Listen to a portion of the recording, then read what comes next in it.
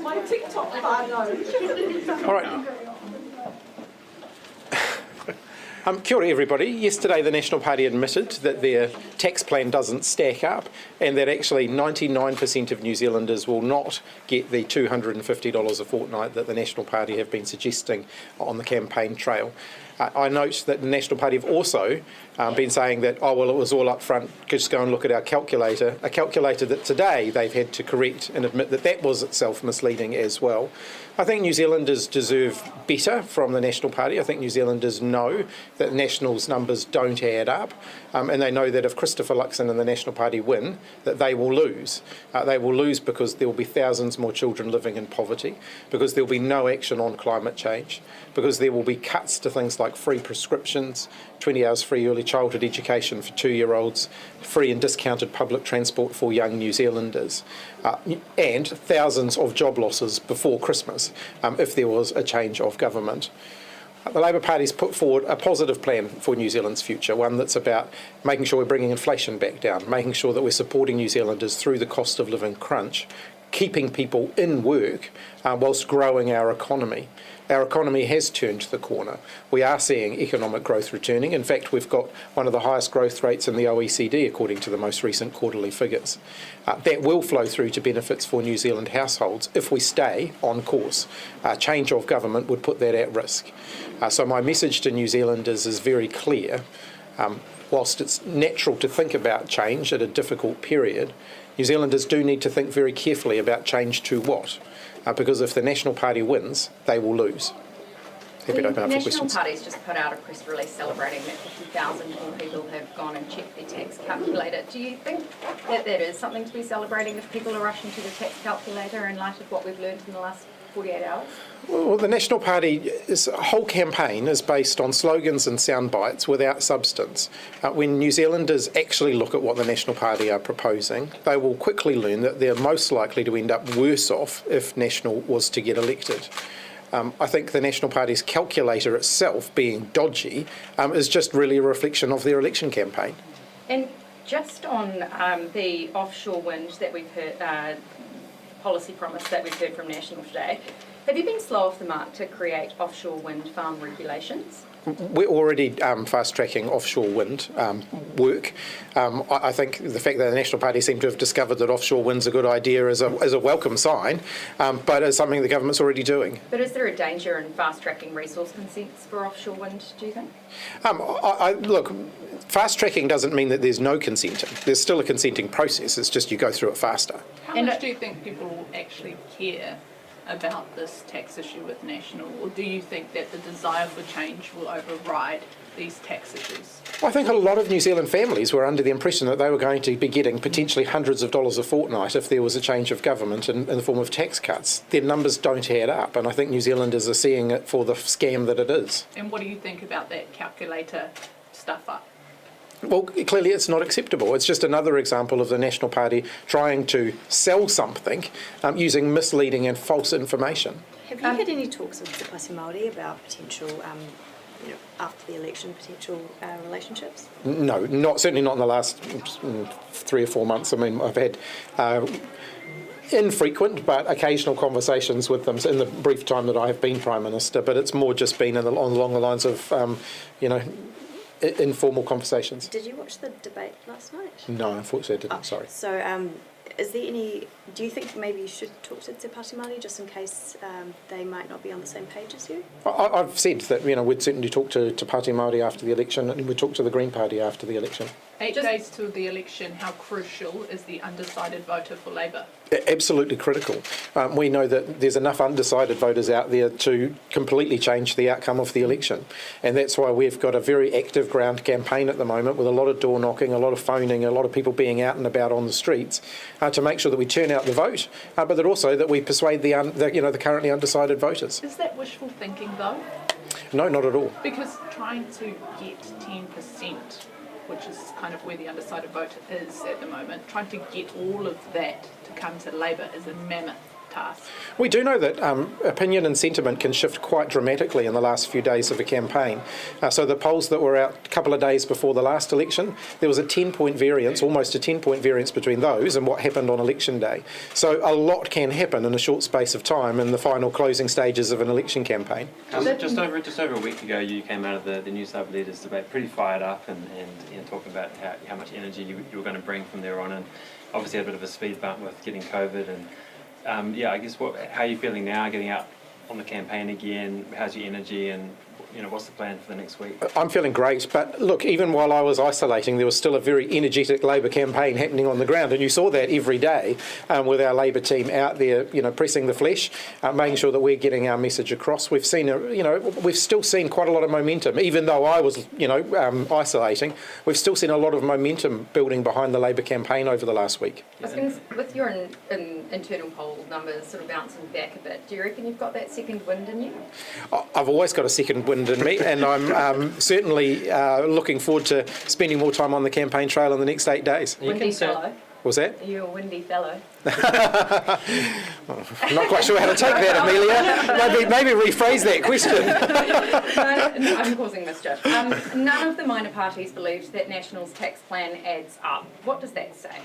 Well, the National Party's tax plan doesn't add up.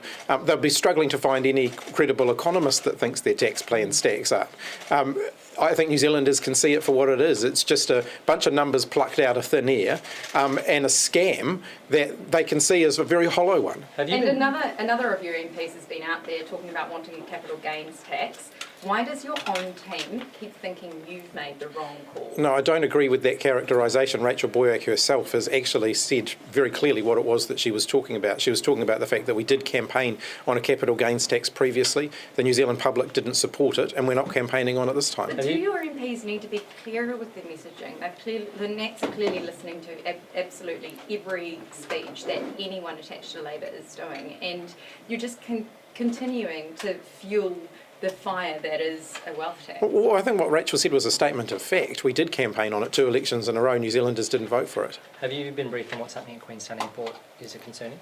I'm expecting an update shortly, so I don't want to comment on it until I've actually got a full update on what's happening there. The Nats wheeled out John Key this week. Why haven't you wheeled out Jacinda Ardern or Helen Clark? I'm not going to reveal everything that we'll be doing in the next week or so, but there will certainly be a very active campaign, and you can expect to see a few familiar faces. Is Jacinda Ardern going to be back with Labor this week? I'm not revealing what we're doing in the last week of the campaign at this point. Who would be more helpful, do you think, to your cause? What's that? Who do you think would be more helpful to your cause? Well, you'll just have to wait and see. About Sarah Fitt, if possible. Sarah Fitt. I'll come back to that. You're going to ask about. The latest taxpayer career poll has Labor a small rise by 1.4. It still has Winston Peters with National and Act in a governing position. Do you think there's going to be much movement of that ahead of election day? Yeah, I think there will be significant movement. I think particularly now that New Zealanders are becoming increasingly aware that the National Party's tax plans are actually a scam and they're not going to benefit by anywhere near what the National Party have been saying they would benefit by. You talked about having some things planned for the last week of the campaign, but with early voting already having started, at what point does it get too late to change the results? Well, what we're seeing is that early voting, whilst it's above where it was in 2017, it's certainly well below where it was in 2020. And I think that's a reflection of the fact that New Zealanders are holding back a little bit this year. There will be a lot more people deciding how to vote much closer to the day, probably a bigger turnout on the day rather than advance voting. And so that means that this last 8 days of the campaign is going to be critical. You've attacked the National Party tax policy from a lot of different angles. Do you hope that this latest criticism about that $250 a fortnight will be the one that really gets through to voters? I think voters looking at the National Party's tax scam and seeing that they're not going to benefit by very much from it and they're going to pay a very high price for it, will actually be thinking again about whether or not a change of government is the right approach at the moment. Just on that, how many instances of them either misspeaking or deliberately, sorry, not deliberately, but like actually saying the wrong thing about their promise have you found? Well, I mean, if you just, I stood next to Christopher Luxon during the leaders' debate where he basically said that the average family would get $250 a fortnight under National. Now, there was no up to in that statement. I think the average family watching that would have thought that they were going to get $250 a fortnight if they elected him. To be fair though, are you You're in a glass house on this one though, right? You've got a very expensive tax plan of yourself, of taking GST off fresh fruit and veggies. However, Health Advice says that it's unlikely that taking that GST off would make fruit and vegetables cheaper, and it's higher income families who are going to benefit more. So is that not a tax scam yourself if we're using that language? No, absolutely not. How not? 50,000. If people aren't benefiting from it, and you can't guarantee that the cost savings is going to be passed on, how are you not in a glass house here? We've indicated that we will be making sure that the cost savings passed on. 50,000 people, though, going to check that calculator. That says that they are interested in National's policy. I think that after the publicity that the National Party got yesterday, I think New Zealanders would want to check for themselves what's involved in the scam. And I think when they do look at the numbers and they do understand what the National Party are falsely trying to sell them, I think they will be more concerned. Winston Peters has put out another video reconfirming that it would in no way put Labour back into power. What's your reaction to that? It's kind of irrelevant. We've made it very clear that we won't be working with Winston Peters. Can I just It's ask a bit of an attack ad, though, on you, isn't it? Look, whatever Winston Peters does is up to him, but It's not the best welcome back on the campaign trail, Giff. well, look, it's kind of immaterial. I'm not going to be working with Winston Peters. Been there, done that, got the T-shirt, don't want to do it again. The support for New Zealand First is rising. So why do you think that is, and what are you going to do to counter that? People can form their own views on that. I mean, I think ultimately, Winston Peters is a force for chaos. Are you too big or too senior a figure to go on the Stuff debate next week? Not sure about the details of that You one. mean sorry. the finance one? No, the minor parties that are joining in. The Why minor won't you join in? Why won't Oh, you there join hasn't the been a other? multi-party debate which also involves Labour and National leaders since 2002. Why not join? Because I think that New Zealanders, the debates that we've been focused on are the prime ministerial debates. Yeah, but if you're scrapping for votes, surely that's how you get them. No, I think, but look, I'm happy to debate Christopher Luxon any time. You don't want to debate Winston Peters? What's that? You don't want to debate Winston Peters? I don't really see that there'd be any value in it. If Christopher Luxon said he'd go to the multi-party debate, would you do it then too? Of course, but I don't think that he would see value in it either. Ultimately, Christopher Luxon and I are the ones competing to be Prime Minister. On Sarah Fitt, for nzherald, do you have confidence in Sarah Fitt? The comments made by Pharmac officials, including the Chief Executive, are unprofessional and inappropriate. That is a view that I have, that the board chair also shares, as does the Public Service Commission. The question was, do you have confidence in it? That is a matter for the board, who is the employer of the CE, but I have made my views to the board very clear that those are inappropriate comments and they need to make sure that they have an assurance that it will not happen again. So you are unable to say that you have confidence in her? The board needs to provide assurances that the CE is able, that the CE that those sorts of comments will not be made again. Is she on her last warning? Those employment matters are matters for the board, but my response to this is very clear that those are absolutely inappropriate comments. I have a question for the Prime Minister. Can I jump in? Yeah, go for it. So just a question for our Asia unit. The dairy attack in New Windsor. Last year, obviously, the government provided a lot of support when there was an attack in Sandringham. Is there going to be similar support this time for that community? There's always support available for a community that's been affected by a tragedy like this, and I do want to extend my sympathies to that community. At the moment, that matter sits with the police. The police are able to bring in additional support for a community in the event that that's warranted. But last year, you visited as Police Minister. Jacinda Ardern visited. David Seymour made a big point of it. There was a protest at Parliament. I mean, do you expect that there will be that similar sort of wraparound support this time? What I don't want to do is turn it into an election campaign sort of photo opportunity. I just don't think that would be appropriate. But of course, I fully support the community and I acknowledge the tragedy that's happened there. Would you visit them privately? I certainly wouldn't rule that out. Obviously, my schedule is very full in the next 8 days, but certainly I be happy to visit privately, not as a campaign visit. How does Labour plan to support flood and cyclone affected residents across New Zealand moving forward? We've been really focused on building greater resilience to ensure that there are fewer people who are affected by floods and cyclones in the way that the too many New Zealanders were earlier in the year.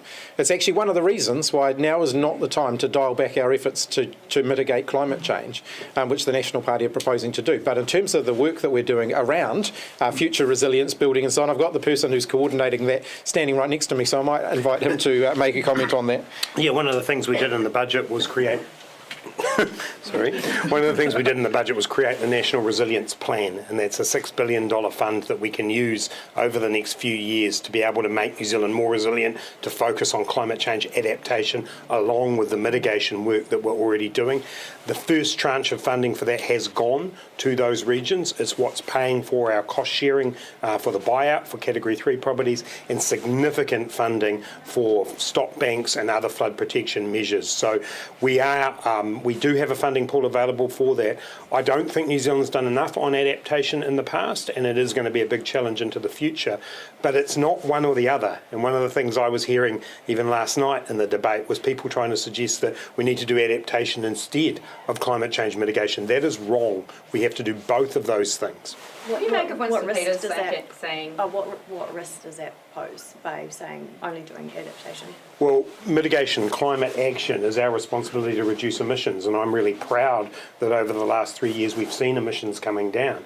But the National Party has decided that they're going to take all of the funding we have for that and put it into tax cuts rather than into supporting reducing transport emissions or industrial heat emissions. That would be the wrong thing to do, be selling future generations short and selling our economic brand short, because we trade off the fact that we are taking those kinds of actions. Just on finance, can the country afford to maintain the super age? Yes, absolutely. The choice about the age of superannuation, in my opinion, is a moral choice. It's a choice about dignity in retirement for the greatest possible number of New Zealanders. We can afford it if we prioritise it. Again, the National Party is not prioritising it by lifting the age. I was just going to ask what you made of Winston Peters' comments last night that climate change has been happening for 1 million years. I did have a joke that I was going to use them, but I'm not going to use it. Climate change is the rate of climate change is increasing significantly because of what humankind is doing. That's been proven time and time again by scientists around the world. Our job now is to reduce emissions and to support people with adaptation. Having a debate about whether it's millions of years or thousands of years is completely irrelevant to the action we need to take. I think the real question here is exactly what the National Party proposed to do about climate change, because they've said that they're committed to net zero by 2050, and yet they want to dial back everything that we are doing now to get us towards that goal. A National Act New Zealand First government would be disastrous for the climate. It would put climate action well and truly on the back burner, and it would mean that we're not doing the things we need to do to get our emissions back down. Great segue back to the offshore wind policy today then. If you say that you're already doing the fast tracking for offshore wind, I'm going to put the 5 key promises to you. Fast track permits for offshore wind so feasibility studies can get underway. Are you doing that? No problem with that. But are you doing it? I'm happy to get you the detail on what we're doing. What about complete the development of offshore wind regulations within 1 year to unleash investment? We've certainly commissioned work on that, so I'll find out what the timetable is on that. And require decisions on resource consents for offshore wind generation within 2 years of an application. Well, part of fast-track consenting is that you do want to get speedy decisions. And require consents for new transmission lines to be issued within 1 year and eliminate consents for upgrades to existing transmission lines within limits. You've got a challenge there. I mean, you've got transmission lines that run over the top of people's houses. To say that you're not going to give those people a say in decisions around them, I think, would be a bit challenging. And work with Crown Research Institutes to publish weather and geology data to accelerate investment in offshore wind. Well, they do that already. Just to be really clear, we currently have a partnership between Copenhagen Infrastructure Partners and the New Zealand Super Fund to develop a huge offshore wind farm off Taranaki. This work is already happening. It's great that the National Party's catching up with it, but it's already underway. But if on those points I've just put, those promises I've put to you, you said you're open to it rather than you're doing it. It's actually... The actual project's happening. That's the point. Yeah. What do you make of... Ben, you can have the last question. What did you make of Rishi Sunak nicking your smoke-free policy? Oh, imitation's the most sincere form of flattery. I think it's great. I mean, ultimately the world will be a better place if a lot fewer people are smoking. Can I just jump in with one last question? Just comparing this campaign to previous ones you've been involved in, has there been more negativity between specifically Labour and National? Or do you think this is a positive campaign? Well, I think the National Party is certainly talking up negativity, but I think if you look at the analysis about which party's actually been more negative and which party's been more positive, it's pretty clear 95% of the National Party's social media content is negative. Labour, I think it's more like a 60-40 balance in favour of positive promotion of what we're doing. So while the National Party accuse everyone else of being negative, I think they need to go and find themselves a nice big full-length mirror. But that very same research that you're quoting says it's in the nature for them to be negative because they're in the opposition, right? Well, accept that? Ultimately, it's a contest between two potential governing blocks of parties. In an election campaign, we're all equal. Right. Thanks, everyone. Thank you. This way. He's not going to go.